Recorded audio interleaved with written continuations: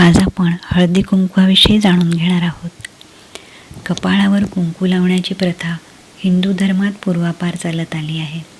पुरुषांच्या कपाळावरील कुंकवाचा टिळा, देवीचे कुंकुमार्चन, देवीचा मळवट, वास्तुशांतीच्या वेळी भिंतीवर उमटवलेले ठसे, रांगोळी, कलशपूजा, गौरीच्या आगमनाच्या वेळी गौरीची पावले, मंदिरातील पूजा की हिंदूंचा कुठलाही समारंभ हळदी कुंकवाविना पूर्ण होत नाही.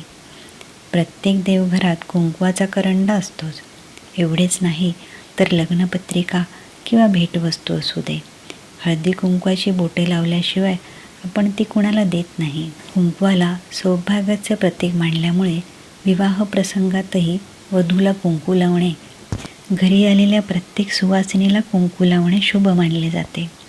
चैत्र गौरी चैत्र तीज ते अक्षय तृतीयेपर्यंत आणि मकर संक्रांत ते रथसप्तमीपर्यंत घरोघरी हळदी कुंकवाचे कार्यक्रम केले जातात. या कार्यक्रमामुळे थोडा वेळ काढून का होईना सुवासिनी एकमेकींच्या घरी जातात.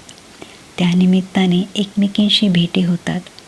नटून सजून आलेल्या सुवासिनी हळदी कुंकवाच्या कार्यक्रमाला अधिकच सुंदर दिसतात. त्यांचे सौंदर्य कशामुळे वाढत असेल बरं? तर सौभाग्याचे प्रतीक असलेल्या हळदी कुंकवामुळेच, हो ना. हळदी कुंकू कार्यक्रम हा सुवासिनींचा आवडीचा आणि जिव्हाळ्याचा विषय आहे. हळदी कुंकू हे सौभाग्याचे प्रतीक असल्याने हळदी कुंकवाच्या निमंत्रणाला सुवासिनी आवर्जून उपस्थित असतात. धर्मशास्त्रानुसार कुंकू हे सुवासिनीने सुवासिनीला लावायचे असते.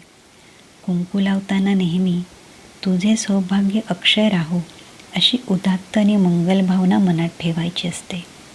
अध्यात्मशास्त्रानुसार कुंकू हे तेजतत्वाचे प्रतीक आहे. कुंकू हे कपाळावर म्हणजे आज्ञाचक्रावर लावले जाते. हळद कुंकू लावताना उजव्या हाताच्या अनामिकेने आधी हळद लावावी, नंतर मध्यमा म्हणजे मधल्या बोटाने हळदीच्या वरच्या बाजूला कुंकू लावावे. हळद आणि कुंकू यांच्यातील तेजतत्वामुळे आपल्या शरीराचे तेज वाढते आणि आपले संरक्षण होते. हळद कुंकू लावल्यावर सुवासिनीला नमस्कार करावा. हळद कुंकू लावणे हे केवळ आध्यात्मिक दृष्टीनेच नाही तर आरोग्याच्या दृष्टीनेही खूप महत्त्वाचे आहे. ॲक्युप्रेशर पद्धतीप्रमाणे कपाळावरील बिंदूंनाही महत्त्व असते.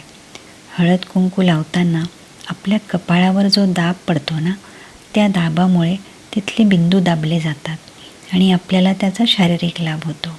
हळदी कुंकवाविषयीचा हा व्हिडिओ आपल्या मैत्रिणींनाही पाठवा आणि नवीन माहितीसाठी चॅनलला सबस्क्राईब करा.